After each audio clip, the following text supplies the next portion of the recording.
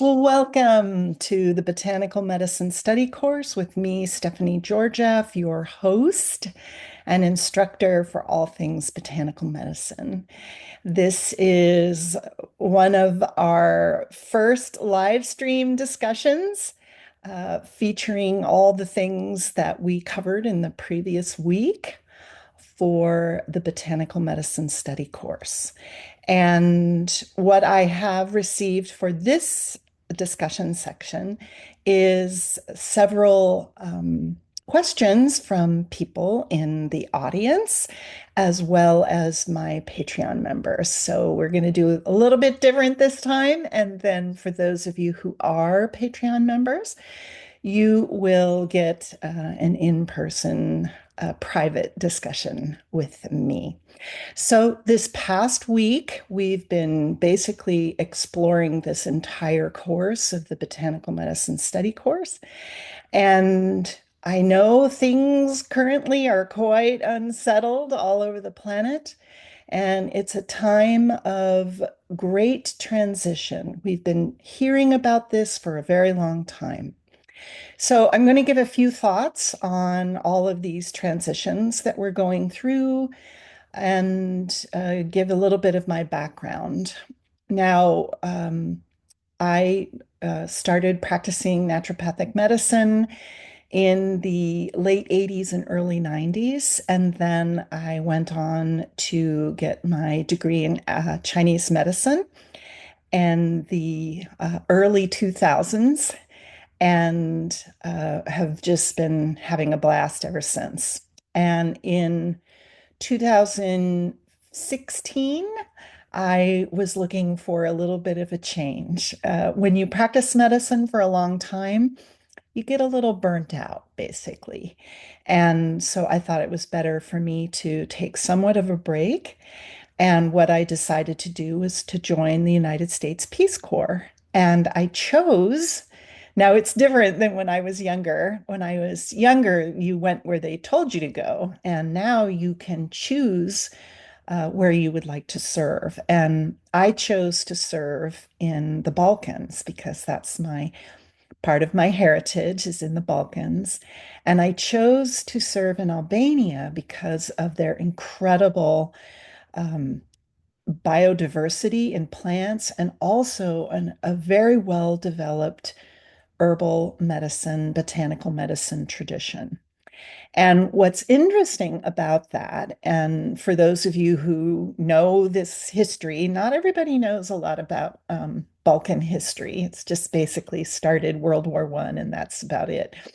But the dictator that took over after World War II was incredibly paranoid.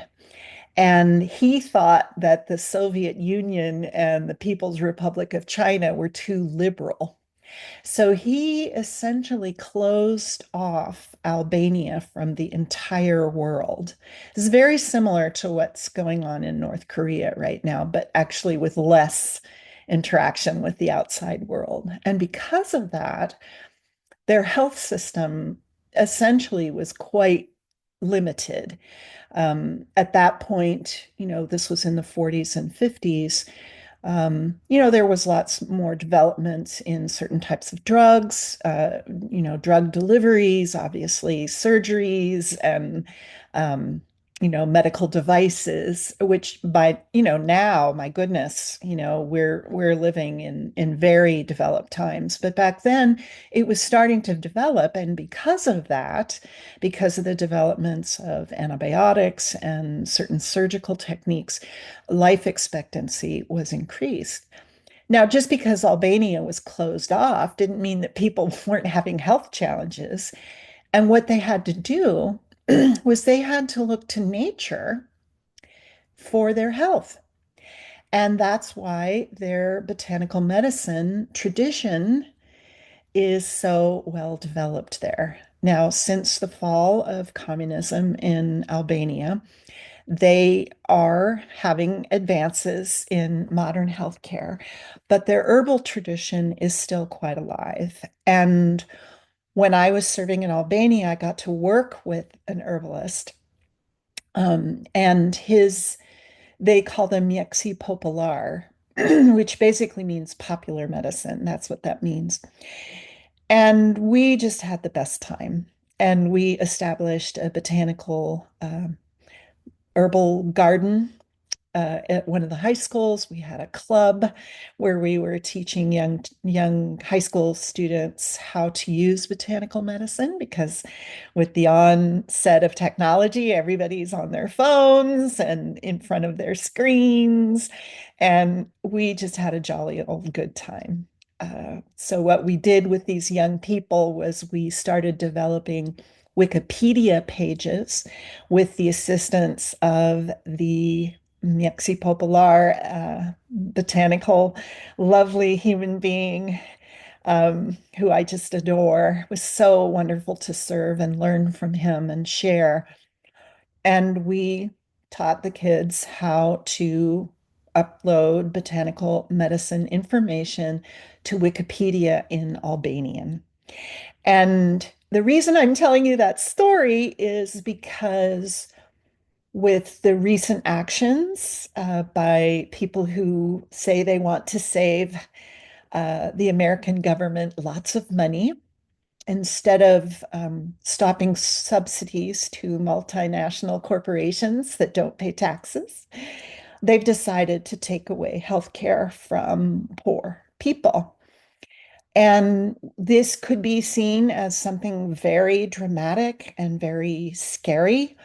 And in many ways it is. But what we are going to do in the United States, at least, and this may be true in many other countries with the shifts in global power structures, governments are going to start taking money away from public services and put them into purchasing military weaponry.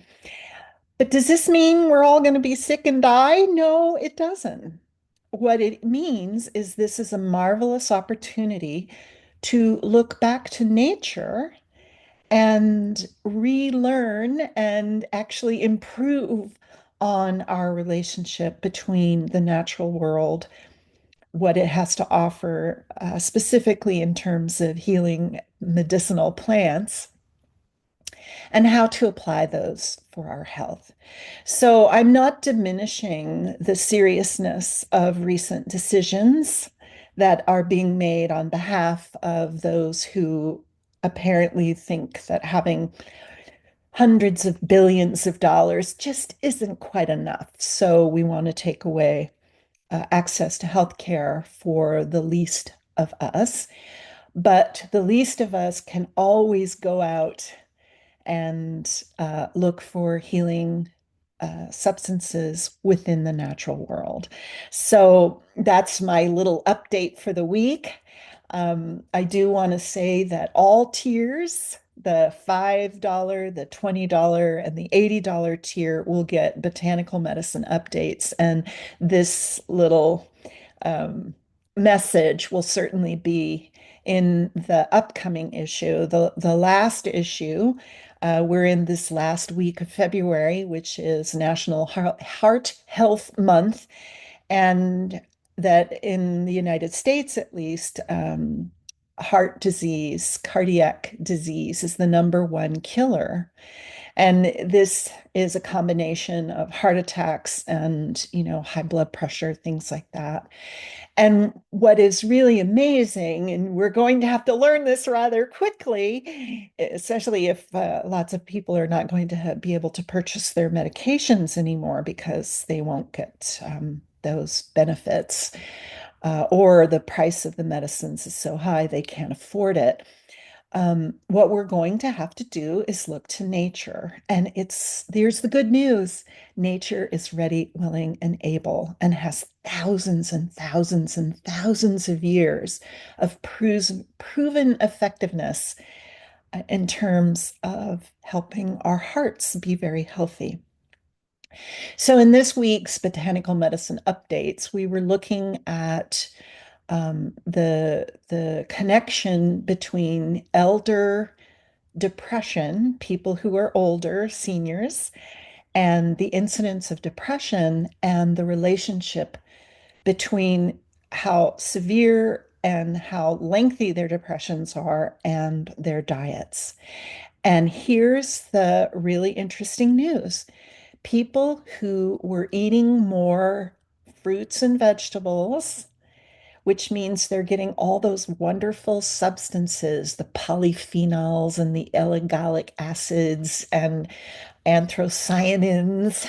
Um, when you're eating multicolored foods, naturally multicolored, meaning berries and carrots and greens and beets and all those wonderful colored foods, when you're eating more of those, they found out that older people were less depressed. And if they were depressed, it didn't last as long. Isn't that a good news? I thought that was really good news. The other thing we covered was parsley. And if you grew up in the era that I did, parsley was always on the side of your, uh, blue plate special. If you went out to dinner, you always had a little sprig of parsley on the side. And I had a few questions about that. Now, in the olden times, the whole concept of a salad was usually bitter herbs and herbs also like parsley. Parsley isn't considered actually bitter. It's a little bit bitter, but herbs like parsley and oregano and basil and all these delicious, herbs. And the reason that they ate those was to improve their digestion. And that's what parsley does. Now, parsley has three different ways that you can take this herb. You can take it in leaf form. You can also take it in the root form. And you can also get the seeds and get the oil from the seeds. So somebody said, well, okay, you said it was good for the skin. Well, the reason it's really good for the skin is it's very high in chlorophyll and all sorts of beautiful vitamins that are very healing to the skin. So, what we used to do when I was in naturopathic school, we would get a whole bunch of parsley, including the stems, and we would put it in a blender with a couple cups of water. And we would blend that down, and then we would strain the liquid and we would drink the liquid, which meant you were getting all those wonderful vitamins, and it would be a little pale green. It was super refreshing. It's really quite delicious, actually. And then the leftover um, herb, we would take that out of the strainer and we would use that as a facial mask. And you would leave that on your face for like 10 minutes and then just wash it off. Obviously, do it over the garbage disposal. We don't want it clogging up drains with parsley, but that's excellent for sunburns, for acne, trying to brighten up your skin, all those things. It's a wonderful way to deal with that. The other thing is good is to take that leftover herb paste basically from mixing that up. And again, it's 2 cups of water to one bunch of washed celery, and you would close your eyes and you put this mixture on top of your closed eyes, and it's very soothing, very soothing. And we're coming into allergy season, so this is a wonderful thing you can do. You can also make a poultice with some cheesecloth. You put that paste mixture in between 2 pieces of cheesecloth, and then you can put that over your eyes as well. So that was a really good question. The other question was, well, how much parsley seed oil should I take? And usually therapeutic doses of herbs are anywhere from 100 milligrams to 500 milligrams, and that's per day. Most capsules have around 400 milligrams of substance in it, especially if it's dry herbs, but usually it's around 400 milligrams. A therapeutic dose of most herbs is 1,000 milligrams. And it's good to space that out. So if you're supposed to take 1,000 milligrams of an herb per day and you have a 500 milligram tablet, you take one in the morning and one in the evening. I've always found that those schedules are the most easy to keep. People can't seem to take the middle one. So stick with that. Um, and the final question is will AI, artificial intelligence, create plants? As of yet, no. And uh, I don't know how they would do that. So that's something interesting to note. I have very mixed feelings about artificial intelligence. Um, and that's a very broad topic. But in terms of artificial intelligence creating plants, as of yet, no. Now, things like genetically modified organisms, GMOs, there's a big misunderstanding of that. Is natural evolution and, crossbreeding of plants, and we've been doing that since there were human beings.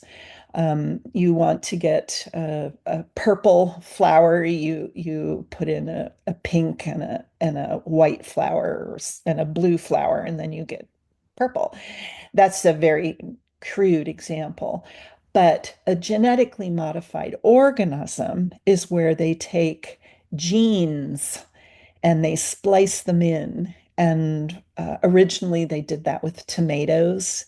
They put fish genes into tomatoes to make them more frost resistant. And they do all sorts of things that are unnatural. It's not natural evolution and breeding and things like that. This is a lab created thing. And the problem with that is a lot of times our digestive systems can't handle those things. And nature doesn't really know what to do with these substances. Sometimes they sterilize the plants, and that means you can't reuse them. There are no seeds, things like that. And the other thing is when you're crossbreeding species like corn with fish, let's say, and is that we have so many allergies these days. And that's why we have allergies because of these artificially lab created things. So I don't know how long we're going to have no AI plants, but we do have GMO plants, and it's really important when you choose your seeds and you choose your products that you know that the herbs that you're taking are not genetically modified, because you don't always know what they're genetically modified with, and you may be allergic. Like a lot of people are really allergic to wheat or they're allergic to corn, and they may have mixed that in there, and that's why you have an allergic reaction. It's not that you're allergic to the herb or let's say the tomato, you're allergic to what they're crossbreeding it with. So that's an answer to that question. So I really look forward to working with my wonderful Patreon supporters here on out. And make sure to check out the links in the program notes on how you can become a member. And if you want to have these types of weekly discussions with me, you can. And you can have that at the $20 a month level. You will get pre-release videos, you'll get the botanical medicine update, and then a weekly discussion where you can ask me all sorts of questions related to health and botanical medicine. So this is Stephanie Georgiev saying thank you so much for spending your valuable time with me. Check out the links in the program notes. And for those of you who join, I'll see you soon. Be well.